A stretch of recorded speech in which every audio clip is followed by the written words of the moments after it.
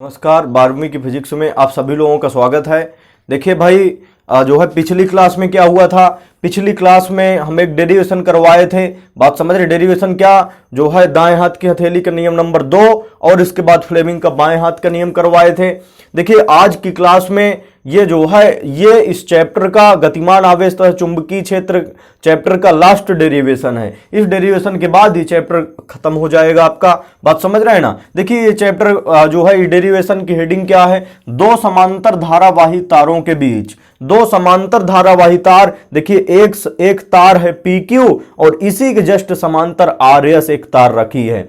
तो दो समांतर धारावाही तारों के बीच उत्पन्न बल या लगने वाला बल, और इसी बल की सहायता से क्या निकालेंगे, एम्पियर की परिभाषा लिखेंगे। बात समझ रहे हैं ना? दो समांतर धारावाही तारों के बीच लगने वाला बल और इस बल की सहायता से क्या निकालेंगे, एम्पियर की परिभाषा।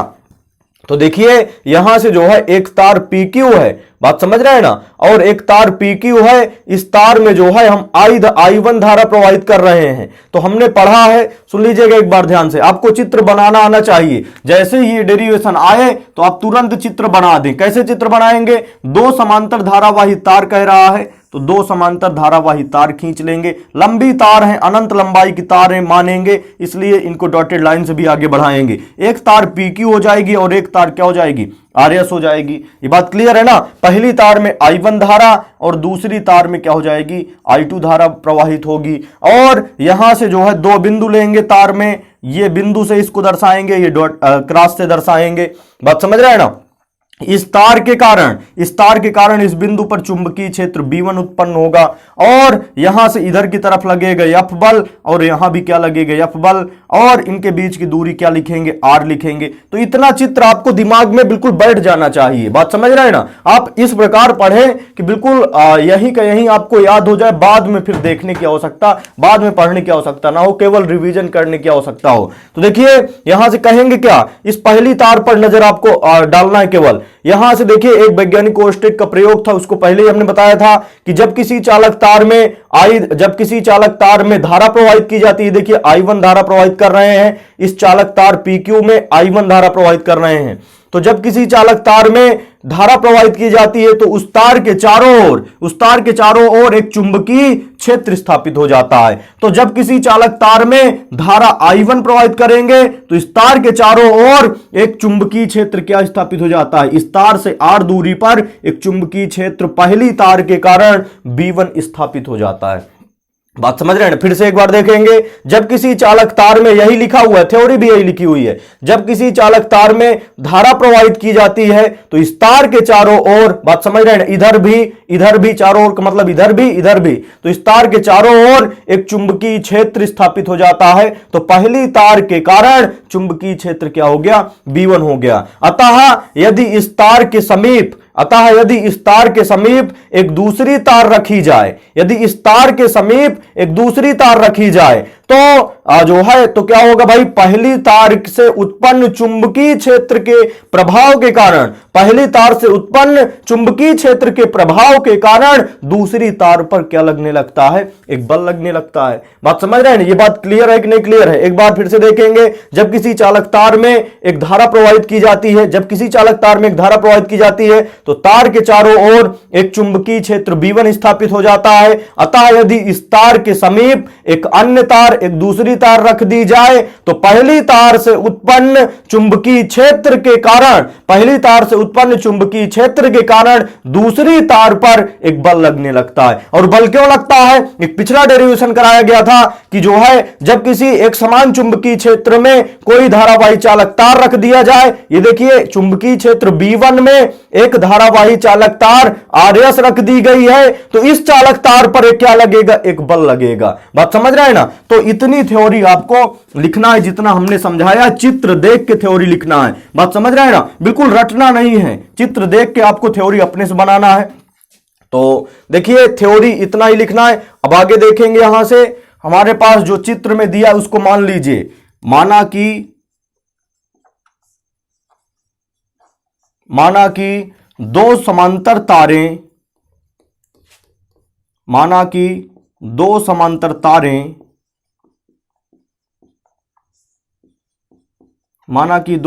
तारें पी क्यू व आर एस हैं, पी क्यू व आर एस हैं, जिनमें क्रमशः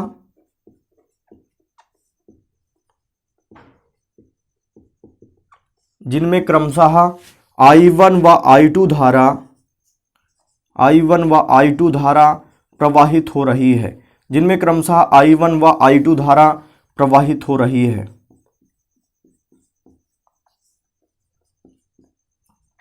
एक ही दिशा में प्रवाहित हो रही है, ठीक, जिनमें जो है क्रमशः I1 व I2 धारा प्रवाहित हो रही है, तथा जिनके बीच दूरी r है,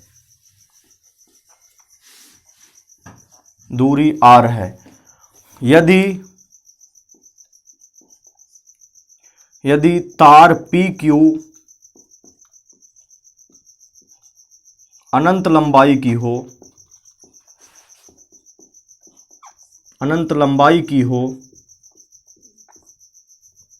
तब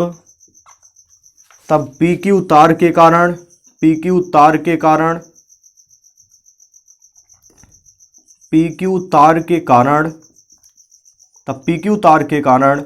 तार से r दूरी पर PQ तार के कारण तार से r दूरी पर उत्पन्न चुंबकीय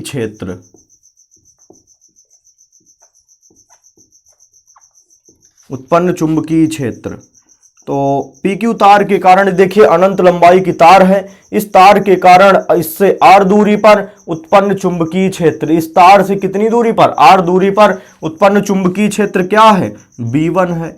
तो B1 बराबर देखिए अनंत लंबाई की तार के कारण, एक डेरिवेशन एम्पियर का परिपथीय नियम का पहला अनुप्रयोग था, अनंत लंबाई की धारावाही चालक तार के कारण चुंबकीय क्षेत्र कितना होता था, B बराबर म्यू जीरो I अपान क्या था, R था, mu zero I upon 2 pi R था। बात समझ रहे हैं ना, म्यू जीरो I अपान कितना था, 2 पाई R। तो अब देखिए म्यू जीरो और तार में धारा, इस तार के कारण, इस अनंत लंबाई की तार PQ के कारण, अनंत लंबाई की तार PQ के कारण जो है इससे R दूरी पर, ये दूरी कितनी है भाई, यहां से यहां तक की R दूरी पर उत्पन्न चुंबकीय क्षेत्र की तीव्रता B1 निकाल रहे हैं। तो यहां से B1 बराबर अनंत लंबाई की तार के कारण चुंबकीय क्षेत्र की तीव्रता म्यू जीरो I के स्थान पर धारा कितनी बह रही है, I के स्थान पर I1 और बटे 2 पाई और R उसी प्रकार रहेगा। तो ये B1 हो गया। अब देखिए हमें जो है ये क्या है, ये उत्पन्न चुंबकीय क्षेत्र B1 तो मिल गया। इस चुंबकीय क्षेत्र में जो है एक तार RS रखी है, बात समझ रहे हैं। इस चुंबकीय क्षेत्र में एक धारावाही चालक तार RS रखी है, इसलिए इस पर क्या लगने लगेगा, एक बल लगने लगेगा। पिछला डेरिवेशन जो कराए थे, बात समझ रहे हैं, उस बल की जो दिशा निकाले थे। तो इस चुंबकीय क्षेत्र B1 में एक तार क्या रखी है, एक तार जो है RS रखी है, तो इस पर लगने वाला बल निकालेंगे। तो चलिए देखते हैं यहां से बल कैसे निकलेगा भाई। तो देखो इतनी थ्योरी आपसे बन जाएगी ना, ध्यान देंगे भाई, थ्योरी थोड़ा सा एक बार और ध्यान से देखेंगे। यहां से सबसे पहले हम एक बार पुनः रिपीट कर दे रहे हैं। थ्योरी क्या होगी, यहां से शुरुआत में आपकी ये फर्स्ट पैराग्राफ लिखी जाएगी। जब किसी चालक तार में धारा प्रवाहित की जाती है तो इस तार के चारों ओर एक चुंबकीय क्षेत्र स्थापित हो जाता है। अतः यदि इस तार के समीप जो है एक अन्य तार, एक दूसरी तार रखा जाए, तब पहली तार से उत्पन्न चुंबकीय क्षेत्र B1 के कारण दूसरी तार पर एक बल लगने लगता है। बात समझ रहे हैं ना। इसके बाद दूसरा पैराग्राफ क्या होगा, माना कि दो समांतर तारें PQ तथा RS हैं। माना कि दो समांतर तारें, इस चित्र से देख के बोलना है आपको, बिल्कुल कुछ अलग नहीं करना है। माना कि दो समांतर तारें PQ तथा RS हैं, जिनमें क्रमशः I1 और I2 धारा प्रवाहित हो रही है तथा जिनके बीच की दूरी R है। बात समझ रहे हैं, जिनके बीच की दूरी क्या है, R है। और यदि तार PQ अनंत लंबाई की हो, यदि तार PQ क्या हो, अनंत लंबाई की हो, तो तार PQ के कारण तार से, तार PQ के कारण तार से r दूरी पर उत्पन्न चुंबकीय क्षेत्र की तीव्रता। तो यदि तार PQ को अनंत लंबाई की माने, यदि तार PQ अनंत लंबाई की हो तो तार PQ के कारण तार से r दूरी पर उत्पन्न चुंबकीय क्षेत्र की तीव्रता B1, तो अनंत लंबाई की तार के कारण उत्पन्न चुंबकीय क्षेत्र की तीव्रता B बराबर होता है mu 0 I upon 2 pi r। तो यहां से I के स्थान पर इस तार में धारा कितनी बह रही है, I1। तो अब देखिएगा आगे यहां से बनेगा कितना, ये तो B1 हो गया। अब यहां से हमें एक्चुअली में निकालना है क्या, बल निकालना है। तो चलिए देखिए यहां से बल क्या होगा,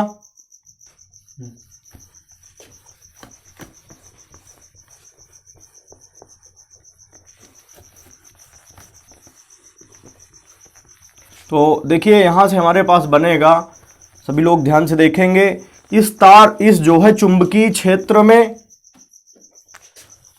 यदि चुंबकीय क्षेत्र B1 में,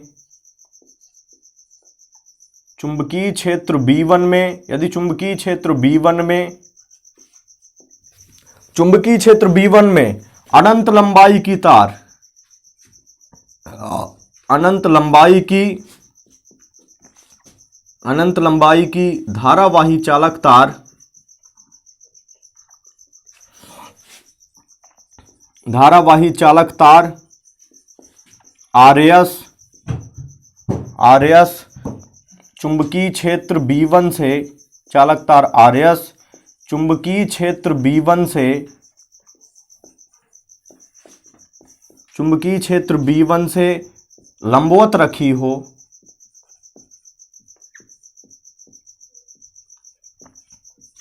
लंबवत रखी हो, तब तार पर लगने वाला बल, तार पर लगने वाला बल,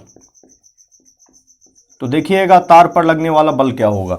ये हमने पहले ही पिछले डेरिवेशन बताया था भाई, जिसमें बल की दिशा ज्ञात की थी, उसके पहले डेरिवेशन एक कराए थे कि अनंत एक समान चुंबकीय क्षेत्र में रखे, एक समान चुंबकीय क्षेत्र B1 है, इसको मान के चलना है कि यहां पर क्या उत्पन्न हो रहा है, चुंबकीय क्षेत्र, इस तार के कारण यहां पर उत्पन्न हो रहा है B1 चुंबकीय क्षेत्र। तो एक समान चुंबकीय क्षेत्र में रखे धारावाही चालक तार पर लगने वाला बल, तो यहां से मान लेंगे क्या, यदि चुंबकीय क्षेत्र B1 में अनंत लंबाई की तार RS, बात समझ रहे हैं ना, यदि चुंबकीय क्षेत्र B1 में अनंत लंबाई की धारावाही चालक तार RS, तार जो है चुंबकीय क्षेत्र B1 से लंबवत हो, यदि जो है, यदि यहां से क्या होगा भाई, यदि चुंबकीय क्षेत्र B1 में अनंत लंबाई की धारावाही चालक तार B1 से क्या हो, लंबवत हो, तो तार पर लगने वाला क्या हो जाएगा, बल। बल क्या होता है, बल F बराबर होता है IBL साइन थीटा। बल F बराबर क्या होता है, IBL साइन थीटा फार्मूला होता है। तो देखिए F के स्थान पर F उसी प्रकार रहेगा, इस तार पर, इस चुंबकीय क्षेत्र में एक धारावाही चालक तार रखी है, तो इस पर क्या लगेगा, बल, तो F उसी प्रकार हो गया। और अब देखिए कि यहां से बदलेगा क्या, F बराबर I के स्थान पर इस तार में धारा कितनी बह रही है, I2 बह रही है। बात समझ रहे हैं ना, तो यहां से इस तार पर बल निकाल रहे हैं ना, तो इसी तार में बहने वाली धारा तो लेंगे। तो यहां से जो है इस तार में कितनी धारा बह रही है, I के स्थान पर I2, और चुंबकीय क्षेत्र B के स्थान पर क्या है, B1, तो B के स्थान पर क्या रख लिया, B1। और यदि तार की लंबाई क्या हो, तार की लंबाई अनंत ना लेके यहां से क्या रख लें, L रख लें। ये जो है अनंत हटा दें, यदि B1 में L लंबाई की, कितनी लंबाई की मान लें, यहां से L लंबाई की, बात समझ रहे हैं ना, यदि चुंबकीय क्षेत्र B1 में L लंबाई की धारावाही चालक तार RS चुंबकीय क्षेत्र B1 से लंबवत रखी हो, तब तार में लगने वाला बल, तो यहां से लंबाई L हो गई और साइन लंबवत रखी है, चुंबकीय क्षेत्र से ये तार कैसी है, लंबवत है, इसलिए साइन क्या हो जाएगा, थीटा के स्थान पर 90 हो गया। तो यहां से हमारे पास F बराबर बनेगा I2 और इसके बाद B1 और L साइन 90 का मान 1 होता है। अब देखिए B1 का मान, चूंकि B1 का मान निकाल चुके हैं, क्या निकाले थे भाई B1 का मान, ये देखिए यहां से है, तो यहां से चूंकि B1 बराबर कितना होता है, म्यू 0 I1 अपान 2 पाई r, तो यहां से जो है इस B1 का मान उठा के यहां रख लो। तो B1 का मान जब उठा के रखेंगे तो हमारे पास बनेगा क्या, F बराबर हो जाएगा I2 और इनटू में B1 का मान कितना है, म्यू 0 I1 अपान में 2 पाई r, और इनटू में ये तो क्या हो गया, ये B1 का मान हो गया, I2 इंटू B1 और इनटू में L उसी प्रकार है। अब देखिएगा इसको क्रम से थोड़ा सा रख लें, तो क्रम से रखेंगे तो एफ बराबर कितना बनेगा, एफ बराबर हो जाएगा हमारे पास म्यू 0/2 पाई। पहले रख लो, बात समझ रहे हैं। सबसे पहली कंडीशन क्या रखेंगे, म्यू 0/2 पाई, तो म्यू 0/2 पाई और म्यू 0/2 पाई हो गया। इसके बाद क्या रखेंगे, देखिए I1 I2 दिख रहा है, म्यू 0/2 पाई हो गया I1 I2, तो I1 I2 रख लो, I1 I2 हो गया। और बटे में अभी एक चीज और बच गई है, R, बटे में R और इनटू में क्या है, L है। देखिए सभी लोग यहां से F बराबर म्यू 0/2 पाई, म्यू 0/2 पाई, I1 I2 हो गया और बटे में क्या हो गया R और इनटू में क्या है L। तो अब देखिए L गुणे में है, L को केवल इधर ले आओ, तो जब L इधर आएगा तो किस में हो जाएगा, भाग में, तो F/L बराबर क्या बच गया, म्यू 0/2 पाई और I1 I2 अपान में क्या हो जाएगा, R हो जाएगा। तो देखिए ये हमारे पास डेरिवेशन बचता है, बात समझ रहे हैं ना। ये भी डेरिवेशन कह सकते हैं, बल का मान क्या हो गया हमारे पास निकल आया। तो यहां से दो समांतर धारावाही तारों के बीच बल तो निकल आया, आपका बल निकल आया। अब इसी बल की सहायता से क्या निकालना है, हमें एम्पियर की परिभाषा निकालना है। तो देखिए एम्पियर की परिभाषा कैसे मिलेगी, ध्यान से समझेंगे थोड़ा सा। एम्पियर की परिभाषा कैसे मिलेगी, यदि R बराबर यहां से क्या कर दें, यदि R बराबर 1 मीटर, बात समझ रहे हैं ना, R बराबर क्या कर दिया जाए 1 मीटर, तथा यहां से जो है तथा लंबाई भी क्या कर दें, लंबाई भी जो है 1 मीटर, या यहां से F/L का मान जो है 2 × 10⁻⁻7 कर दें, बात समझ रहे हैं ना। तो यहां से हमारे पास बनेगा, देखिएगा, तो देखिए यहां से R बराबर 1 हो गया, देखेंगे सभी लोग ध्यान से आराम से देखेंगे तो ये बन जाएगा हमारे पास। तो ये जो है हमारे पास R का मान कितना हो गया, 1 हो गया, और F/L का मान 2 × 10⁻⁻7 ले लिए। तो यहां से बचेगा कितना, ये देखिए 2 × इसको रफली क्या कर रहे हैं, बात समझ रहे हैं ना। तो यहां से 2 × 10⁻⁷ F/L का मान, और इसके बाद जो है यहां से इसका मान न्यूटन प्रति मीटर मिलेंगे, न्यूटन प्रति मीटर। तो इतना हो गया, और इसके बाद जो है म्यू 0 का मान रख दीजिए, म्यू 0 का मान होता है 4 पाई इंटू 10⁻⁻7 होता है। म्यू 0 का मान ध्यान रखिए 4 पाई इंटू 10⁻⁻7 बटे में 2 पाई और इंटू में I1 इंटू में क्या हो जाएगा I2 और बटे में क्या हो जाएगा R है, R का मान 1 मीटर हो गया। 2 पाई से पाई कैंसिल, 2 1 2 2 दूना 4, तो 2 × 10⁻⁷ से 2 × 10⁻⁷ कैंसिल। तो यहां से कितना बचा, 1 बच गया, इधर कितना बचा, सारी राशियां कैंसिल हैं, I1 इंटू क्या हो गया I2 हो गया, बात समझ रहे हैं ना। तो यहां से जो है हमारे पास ये देखिए I1 × I2, यदि I1 बराबर क्या हो जाए I2, यहां से कंडीशन लगाएं, यदि I1 बराबर क्या हो जाए, I1 बराबर I2, तो यहां से जो है I1 और I2 आपस में बराबर हो जाए, और ये I के बराबर यदि हो तो I1 और गुणे जो है I1 के स्थान पर I रख सकते हैं, I2 के स्थान पर भी I रख सकते हैं। तो I × I कितना बनेगा, I² बराबर 1, या I बराबर क्या हो जाएगा 1। तो ये धारा कितनी आ रही है, 1 एम्पियर, बात समझ रहे हैं ना। ये जो है ये दोनों में यदि समान धारा बहे, दोनों में समान धारा कितनी बहे, I, और बात समझ रहे हैं ना, ये दोनों में समान धारा I बह रही है, और ये I का मान 1 कब होगा, I का मान 1 आ रहा है, बात समझ रहे हैं ना। I का मान कितना आ रहा है, 1 आ रहा है। कब आएगा, जब आएगा जब R का मान, इनके बीच की दूरी R का मान 1 मीटर लेंगे, बात समझ रहे हैं। इनके बीच की दूरी R का मान कितना लेंगे, 1 मीटर, और यहां से जो है ये जो है जो बल लगेगा प्रति मीटर, ये जो है F/L का मतलब L का मान, ये जो तारों की जो लंबाइयां हैं, ये जो तारों की लंबाई, बात समझ रहे हैं ना, तार की जो लंबाई लिए हैं, ये लंबाई प्रति मीटर लंबाई हो, प्रति मीटर लंबाई में लगने वाला जो बल है, बल यदि 2 × 10⁻⁷ न्यूटन प्रति मीटर लें, बात समझ रहे हैं ना, तो हमारे पास जो है I का मान क्या हो जाएगा, 1 मीटर हो जाएगा। समझ लीजिएगा, यदि 2 ऐसी तारें लें, दो ऐसी तारें लें जिनकी लंबाई दोनों की 1 मीटर हो। बात समझ रहे हैं ना। दो समांतर तारे लें और इनके बीच की दूरी भी 1 मीटर हो। दो समांतर तारे लें, समझिएगा, दो समांतर तारे ले रहे हैं, इनके बीच की दूरी 1 मीटर। पहले ही बताएं कि स्मॉल आर बराबर क्या होना चाहिए, 1 मीटर।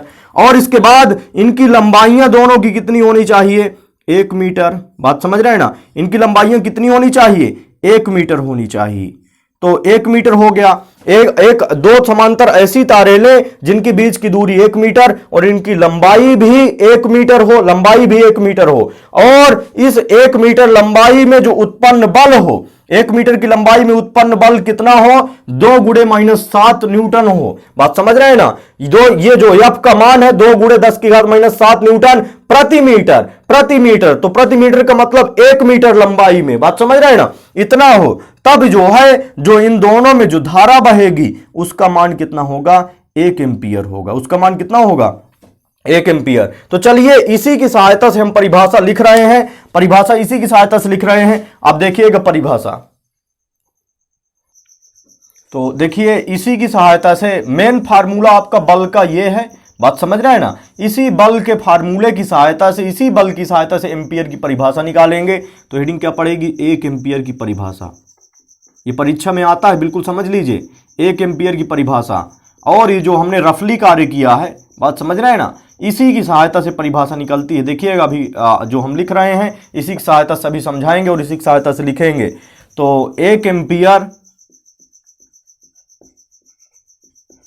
1 एम्पियर वैद्युत धारा वह धारा है, 1 एम्पियर, 1 एम्पियर वैद्युत धारा वह धारा है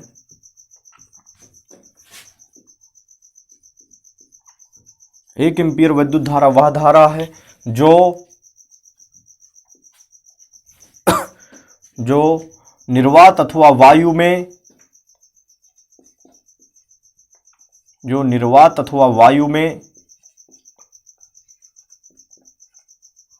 निर्वात अथवा, ये दोनों तार किस में रखी हो, निर्वात अथवा वायु में। निर्वात अथवा वायु में परस्पर कितनी दूरी पर, ये आर का मान 1 ले लिए हैं, परस्पर 1 मीटर की दूरी पर रखी, परस्पर 1 मीटर की दूरी पर रखी, 1 मीटर की दूरी पर रखी दो लंबी तथा समांतर तारों, लंबी तथा समांतर तारों, परस्पर 1 मीटर की दूरी पर रखी दो लंबी और समांतर होनी चाहिए। 1 मीटर की दूरी पर रखी दो लंबी तथा समांतर तारों के बीच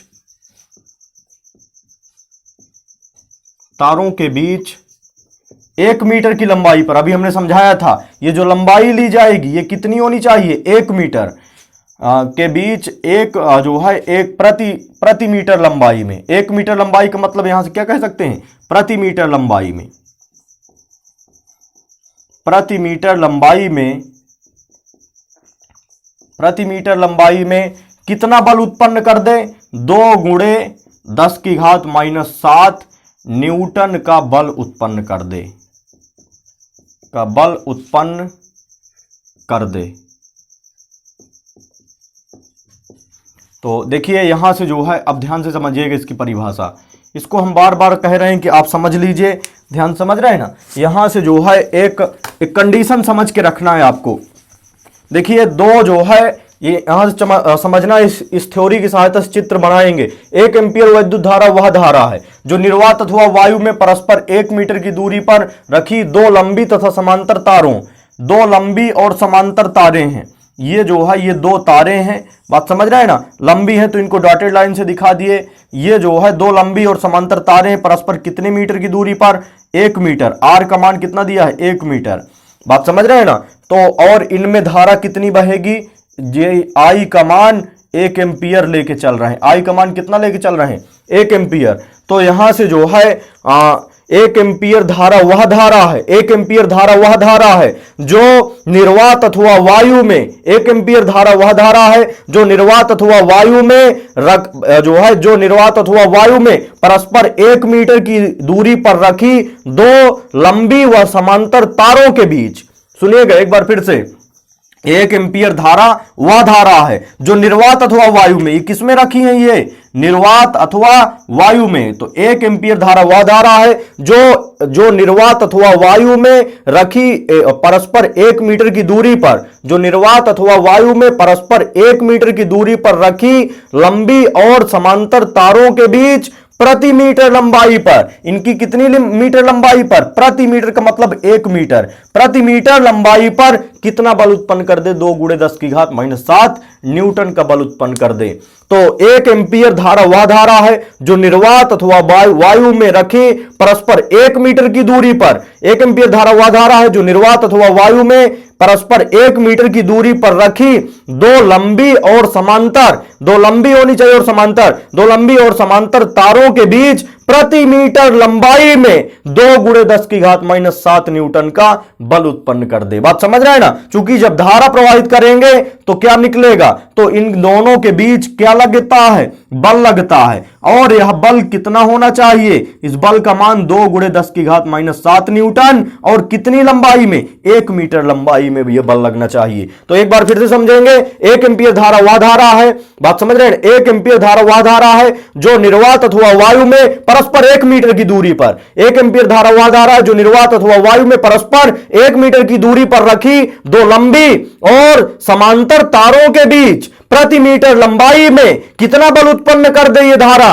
2 × 10⁻⁷ न्यूटन का क्या उत्पन्न कर दे, बल उत्पन्न कर दे। बात समझ रहे हैं ना? तो ये जो है आप परिभाषा 2 बार 3 बार रिपीट करके देखिए और ऐसा पढ़िए कि आपको फिर जो है दोबारा देखने की आवश्यकता ना पड़े, और ये जो है आप जब चित्र के आधार पर परिभाषा समझ के याद रखेंगे, बात समझ रहे हैं ना, तो आपको फिर रटने की आवश्यकता नहीं होती है। आप चित्र बनाइए, उसके आधार पर थ्योरी कैसे लिख रहे हैं, कैसे परिभाषा बन रही है, ये पूरी तरह से चित्र और फार्मूले के आधार पर परिभाषा आ जाती है, उसको याद रखिए। बात समझ रहे हैं ना? और ये डेरिवेशन आपका बहुत महत्वपूर्ण है, इसको जो है बिल्कुल कर लीजिए। न कहीं पर भी इस डेरिवेशन में समझ में नहीं आ रहा, कहीं कोई बिंदु समझ में नहीं आ रहा, या कोई टॉपिक कहीं कम समझ में आया है, तो आप जो है बताइए, चूंकि डिस्क्रिप्शन में नीचे व्हाट्सएप नंबर लिखा रहता है, बात समझ रहे हैं ना। और जो है ग्रुप से यदि नहीं जुड़े हमारे प्रताप क्लासेस कौशाम्बी से, तो ग्रुप से जुड़ जाइए भाई, नीचे डिस्क्रिप्शन में लिंक दी हुई है। और यदि वीडियो बढ़िया पसंद आया है